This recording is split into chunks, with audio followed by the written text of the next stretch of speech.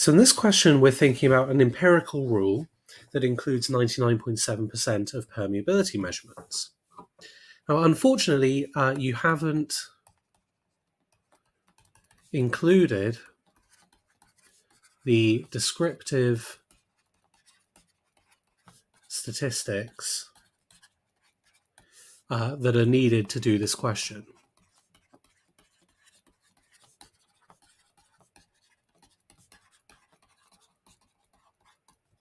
So it's important when you're submitting a question that you include all of the information that you need to do the question, otherwise nobody's going to be able to do it for you. But what I can do is tell you how to do the question. So what you're going to do is that you have to recognize that the empirical rule